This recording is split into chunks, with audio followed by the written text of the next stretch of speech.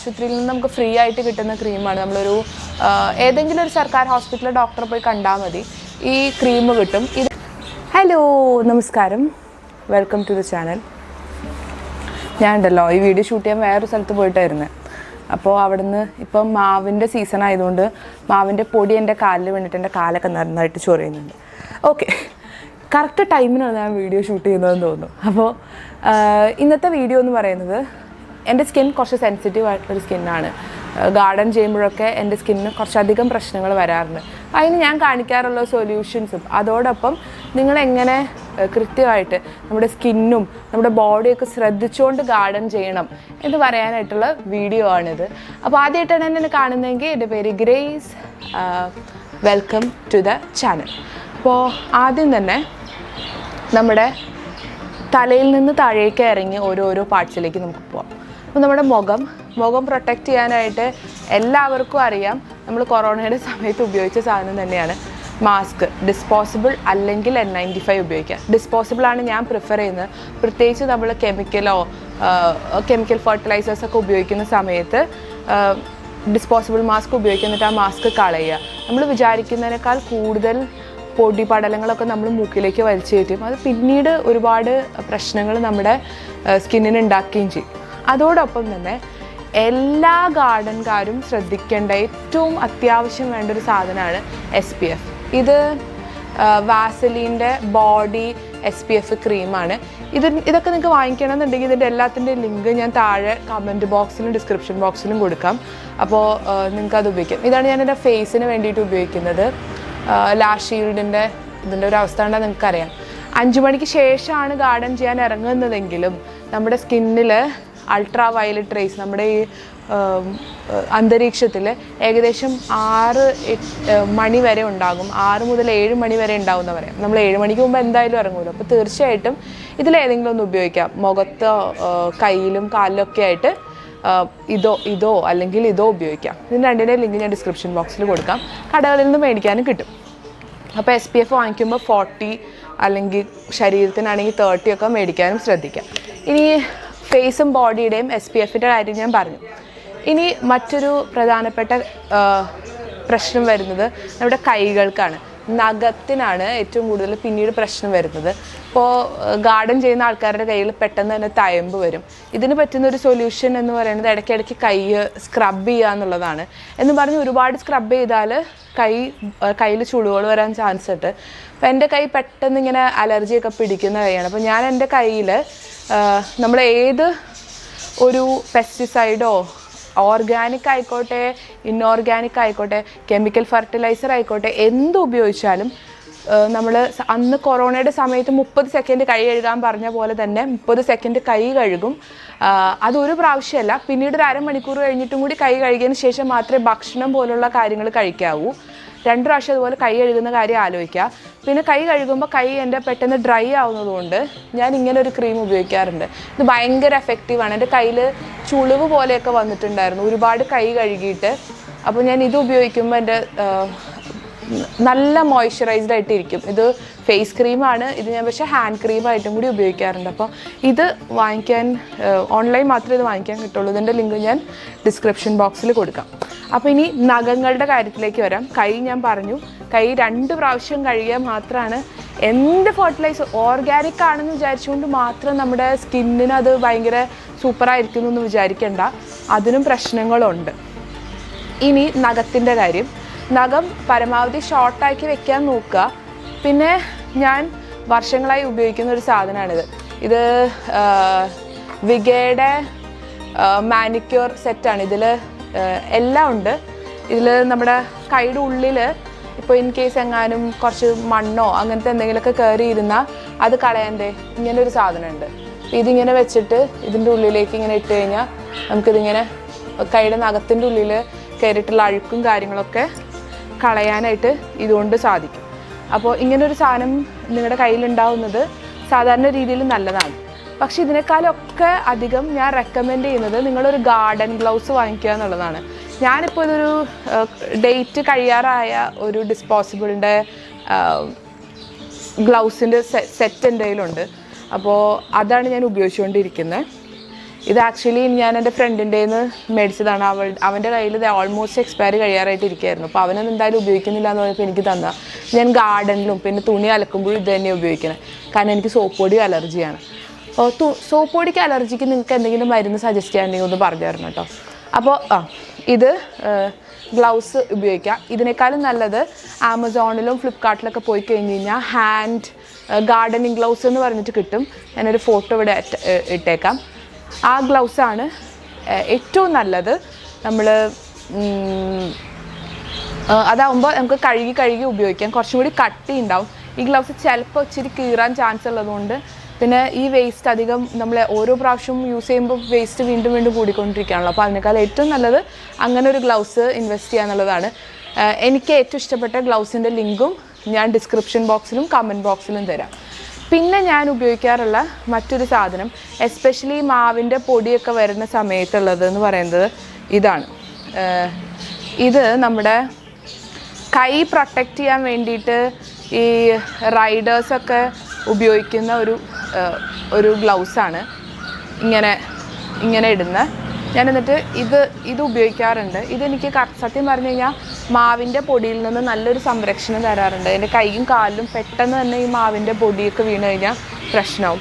ഇങ്ങനെ ഇട്ടിട്ട് ഇതിൻ്റെ മുകളിലാണ് ഞാൻ എൻ്റെ ഡിസ്പോസിബിൾ ഗ്ലൗസ് ഇടുക. അപ്പോൾ ഈ ഭാഗം കൂടി ഒന്ന് കവറായിട്ട് ഇരിക്കാൻ വേണ്ടിയിട്ട്. അപ്പോൾ ഇത് ഞാൻ ഓൺലൈൻ തന്നെ മേടിച്ചതാണ്. ഞാൻ ഇതിൻ്റെ ലിങ്കും താഴെ ഡിസ്ക്രിപ്ഷൻ ബോക്സിൽ മെൻഷൻ ചെയ്തേക്കാം. ഇനി എന്താണ് ഞാൻ പറയാനുള്ളതെന്നൊന്ന് നോക്കട്ടെ. ഞാൻ ഫോണിൽ സേവ് ചെയ്തിട്ടിട്ടുണ്ട്.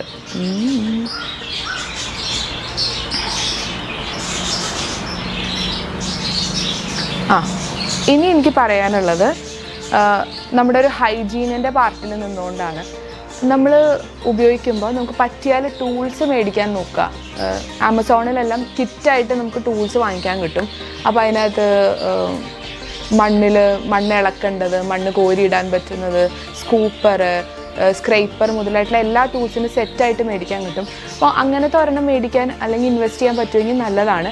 പക്ഷേ ഞാൻ ഒരു മിനിമലായിട്ട് സാധനങ്ങൾ യൂസ് ചെയ്യുന്ന ഒരാളായതുകൊണ്ട് ഞാൻ ഉപയോഗിക്കാറ് എൻ്റെ വീട്ടിലുണ്ടായിരുന്ന പഴയ കൊലശ്ശേര് ആണ്. ആ കൊലശ്ശേരാണ് എൻ്റെ പ്രധാനപ്പെട്ട ആയുധമായിട്ട് ഉപയോഗിക്കുന്നത്. പിന്നെ എനിക്ക് മണ്ണ് ഇളക്കാനൊക്കെ ഞാനൊരു മുളയുടെ കോലാണ് ഉപയോഗിക്കുന്നത്.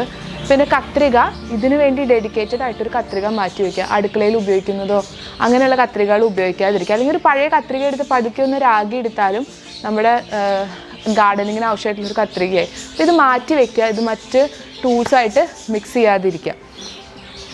ഇനി വേറെ ഒരു പ്രധാനപ്പെട്ട കാര്യങ്ങൾ ഞാൻ നേരത്തെ പറഞ്ഞു. നമ്മൾ നട്ടുച്ചയ്ക്ക് ഇറങ്ങാറില്ല. അതുകൊണ്ടാണ് അത് ഓർക്കണം. നട്ടുച്ചയ്ക്ക് ഇറങ്ങിയിട്ട് SPF പറ്റുകൊണ്ട് കാര്യമില്ല. രാവിലെയോ രാത്രിയോ ഇറങ്ങുക, വെളുപ്പാങ്കാലത്തോ അല്ലെങ്കിൽ ഉച്ചയ്ക്ക് ശേഷം ഇറങ്ങുക. ഒരുപാട് വെയിലത്ത് പോവാതിരിക്കുമെന്ന് എനിക്കറിയാം, എന്നാലും ഞാൻ ജസ്റ്റ് പറഞ്ഞു എന്നേ ഉള്ളൂ. ഇനി ഞാൻ കുറച്ച് മരുന്നുകൾ പരിചയപ്പെടുത്താം. നമ്മുടെ സ്കിന്നിൽ എന്തെങ്കിലും പ്രശ്നങ്ങൾ പറ്റിയാൽ, ഞാൻ ഡോക്ടറൊന്നുമല്ല, ഇത് ഞാൻ ഉപയോഗിക്കുന്നതും എനിക്ക് ഡോക്ടർ തന്നിട്ടുള്ള മരുന്നുകളാണ്. ഇത് ഉപയോഗിച്ചിട്ട് നിങ്ങൾക്ക് പറ്റുന്നില്ല എങ്കിൽ ഡോക്ടറെ പോയിട്ട് കാണുക തന്നെ ചെയ്യാം. ആദ്യം തന്നെ എനിക്ക് പറയാനുള്ളത് ഈ ഒരു ക്രീമിനെ പറ്റിയിട്ടാണ്. ഇതെനിക്ക് സർക്കാർ ആശുപത്രിയിൽ നിന്ന് നമുക്ക് ഫ്രീ ആയിട്ട് കിട്ടുന്ന ക്രീമാണ്. നമ്മളൊരു ഏതെങ്കിലും ഒരു സർക്കാർ ഹോസ്പിറ്റലിൽ ഡോക്ടറെ പോയി കണ്ടാൽ മതി, ഈ ക്രീം കിട്ടും. ഇത് ചെറിയ ചൊറിച്ചിൽ പോലുള്ള കാര്യങ്ങൾ നമുക്ക് മണ്ണ് കൊണ്ട് കൈകാര്യം ചെയ്യുമ്പോഴോ എവിടെയെങ്കിലുമൊക്കെ പറ്റിക്കഴിഞ്ഞാൽ അതിന് വേണ്ടിയിട്ട് ഉപയോഗിക്കാനുള്ളൊരു ക്രീമാണ്. ഇത് വേണമെങ്കിൽ സ്ക്രീൻഷോട്ട് എടുത്ത് വെച്ചോളൂ. ഇത് സർക്കാർ ആശുപത്രിയിൽ നിന്ന് നമുക്ക് സൗജന്യമായിട്ട് കിട്ടുന്ന ഒരു ക്രീമാണ്. പിന്നെ എല്ലാവർക്കും അറിയാവുന്ന ചൊറിച്ചിലിന് വരുന്ന ആദ്യം തന്നെ ഉപയോഗിക്കുന്ന ഒരു സാധനം എന്ന് പറയുന്നത് ഈ ലാക്ടോകലാമിനാണ്. ലാക്ടോകലാമിൻ അല്ലെങ്കിൽ നമ്മൾ മെഡിക്കൽ ഷോപ്പിൽ പോയി കഴിഞ്ഞാൽ കലാമിൻ ലോഷൻ എന്ന് പറഞ്ഞ് മേടിക്കാൻ കിട്ടും. ലാക്ടോകലാമിൻ കുറച്ചും കൂടി എക്സ്പെൻസീവാണ്. പക്ഷേ കലാമിൻ ലോഷൻ ആകുമ്പോൾ നമുക്കൊരു 40 രൂപ താഴെയാണ് അതിൻ്റെ റേറ്റ് വരുന്നുള്ളൂ.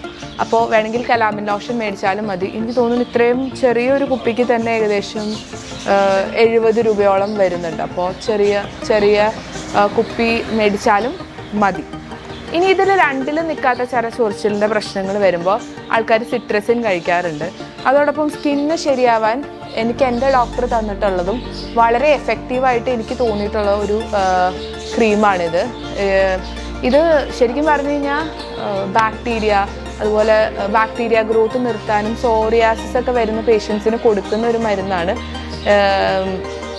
ഫംഗസ് പോലുള്ള പ്രശ്നങ്ങൾ കയ്യിൽ വന്നു കഴിഞ്ഞാൽ പുരട്ടാൻ ഉപയോഗിക്കുന്നത്. കുറച്ച് സ്ട്രോങ് ആയിട്ടുള്ള ഒരു ക്രീമാണ്, ലോഷൻ പോലെയാണ് ഇരിക്കുക. ഇത് കാണിച്ചു തരാം. ഇങ്ങനെയാണിത് ഉണ്ടാവുക, ലോഷൻ പോലെയാണ് ഇരിക്കുക. ഇത് പ്രിസ്ക്രിപ്ഷൻ ഡ്രഗാണ്, കണ്ടോ. ഇത് കുറച്ച് പവർഫുള്ളായിട്ടുള്ളൊരു സാധനമാണ്. പക്ഷേ ഡോക്ടേഴ്സ് സാധാരണ രീതിയിൽ നമുക്ക് കുറച്ചധികം എന്തെങ്കിലും കെമിക്കൽ ഫെർട്ടിലൈസേഴ്സോ ഒക്കെ കൈകാര്യം ചെയ്യുമ്പോൾ എന്തെങ്കിലും സ്കിന്ന് അലർജി ആയിക്കഴിഞ്ഞാൽ യൂസ് ചെയ്യാൻ തരുന്ന ഒരു പ്രൊഡക്റ്റാണ്. അപ്പോൾ ഇത്രയും കാര്യങ്ങളാണ് എനിക്കിന്ന് ഈ വീഡിയോയിൽ പറയാനുള്ളത്. നിങ്ങൾക്ക് ഇങ്ങനത്തെ ഈ വീഡിയോ ഇഷ്ടപ്പെട്ടു എന്ന് വിചാരിക്കണം. എനിക്ക് പലപ്പോഴും തോന്നിയിട്ടുണ്ട് നമ്മൾ ചെടികളെക്കുറിച്ച് സംസാരിക്കുമ്പോൾ നമ്മുടെ സ്കിന്നിൽ വരാൻ ചാൻസ് ഉള്ള രോഗങ്ങളെക്കുറിച്ചിട്ടും അതിന് പറ്റുന്ന പരിഹാരങ്ങളെക്കുറിച്ചിട്ടും സംസാരിക്കണം. അപ്പം നിങ്ങൾക്ക് ചൊറിയാമ്പുഴു അങ്ങനെയുള്ള പ്രശ്നങ്ങളൊക്കെ ആണെങ്കിൽ ഈ ഒരു ക്രീമോ അല്ലെങ്കിൽ ഈ ഒരു കെലാമിൻ ലോഷനോ ഉപയോഗിച്ചാൽ നിങ്ങളുടെ പകുതിയല്ല ഓൾമോസ്റ്റ് എല്ലാ പ്രശ്നങ്ങളും തീരും. ഇതിൽ നിന്ന് കൂടുതലായിട്ടുള്ള പ്രശ്നങ്ങൾ വന്നു കഴിഞ്ഞാൽ ഡോക്ടറെ കാണുക. പിന്നെ വേണമെങ്കിൽ ഇതൊന്നും മേടിച്ച് വെച്ചോളൂ. ഇതെനിക്കറിയില്ല ഡോക്ടറിൻ്റെ പ്രിസ്ക്രിപ്ഷൻ ഇല്ലാതെ തരുമോന്ന്. ഇത് എൻ്റെ ബറ്റാഡിനായതാട്ടോ.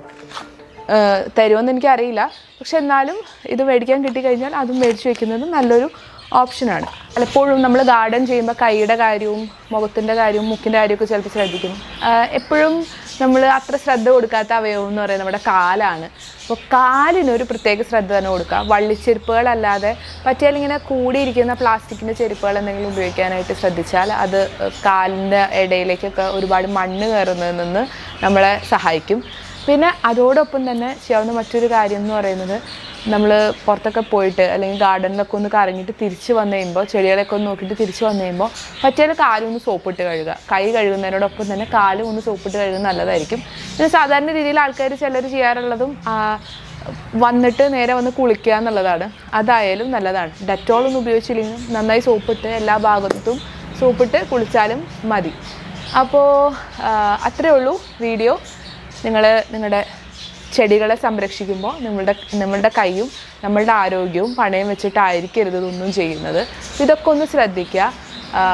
അത്രയും പറയുന്നുള്ളൂ. ഇപ്പോൾ തന്നെ ഞാൻ പുറത്തേക്ക് വേറൊരു സ്ഥലത്ത് പോയിട്ട് വീഡിയോ ഷൂട്ട് ചെയ്യാമെന്ന് വിചാരിച്ച് വേറൊരു സ്ഥലത്ത് ചെന്നിരുന്നപ്പം മുകളിൽ നിന്നുള്ള മാവിൻ്റെ പൊടി കാലിൽ വീണ് കാല് ചൊറിഞ്ഞിട്ട് ഇപ്പോൾ ഞാൻ ഇതിനകത്തുണ്ടായിരുന്ന ലാക്ടോകെലാമിൻ തന്നെ എടുത്ത് പുരട്ടി. അപ്പോഴാണ് ഞാൻ കാലിൻ്റെ കാര്യം പറഞ്ഞില്ലല്ലോ എന്ന് ആലോചിച്ചത്. അപ്പോൾ അത്രയും പറയുന്നു. അതോടൊപ്പം തന്നെ നമ്മുടെ ചെറിയൊരു ചാനലിൽ 500 സബ്സ്ക്രൈബേഴ്സ് ആയിട്ടുണ്ട്. അപ്പോൾ സബ്സ്ക്രൈബ് ചെയ്ത എല്ലാവർക്കും ഒത്തിരി നന്ദി. അതോടൊപ്പം ചാനൽ ആദ്യമായിട്ടാണ് കാണുന്നതെങ്കിൽ നിങ്ങൾക്ക് ഈ വീഡിയോ ഇഷ്ടമായെങ്കിൽ തീർച്ചയായിട്ടും ചാനലൊന്ന് സബ്സ്ക്രൈബ് ചെയ്യാവുന്നതിനെക്കുറിച്ച് ആലോചിക്കാവുന്നതാണ്. അതിപ്പോൾ വീഡിയോ ഇഷ്ടമായാൽ ലൈക്ക് ചെയ്യുക, വീഡിയോ ഇഷ്ടമായില്ലെങ്കിൽ ഡിസ്ലൈക്കും ചെയ്യുക. അതോടൊപ്പം എന്തുകൊണ്ട് ഇഷ്ടമായില്ല എന്ന് കമൻറ്റ് ചെയ്ത് പറയുക. ഇതൊന്നും അല്ലാതെ നിങ്ങൾ ഉപയോഗിക്കുന്ന ഏതെങ്കിലും രീതിയിലുള്ള അലർജിയുടെ ക്രീമുകളോ കാര്യങ്ങളൊക്കെ നിങ്ങൾക്ക് സജസ്റ്റ് ചെയ്യാനുണ്ടെങ്കിൽ അതും കമൻറ്റ് ബോക്സിൽ പറയുക. നമുക്ക് എല്ലാവർക്കും ഇതിൻ്റെ ഒപ്പം തന്നെ പഠിപ്പിച്ചൊക്കെ മുന്നോട്ട് പോകാം. അപ്പോൾ ചാനൽ കണ്ടതിന് ഒരുപാട് നന്ദി. ഞാൻ സ്ക്രീനിൽ എനിക്കിഷ്ടപ്പെട്ട 2 വീഡിയോയും കൂടി കൊടുത്തേക്കാം. അതിനകത്ത് ഏതെങ്കിലും കാണാൻ താല്പര്യം ഉണ്ടെങ്കിൽ കാണുക. അപ്പോൾ അടുത്ത വീഡിയോ കാണുന്നവരേക്കും ബൈ.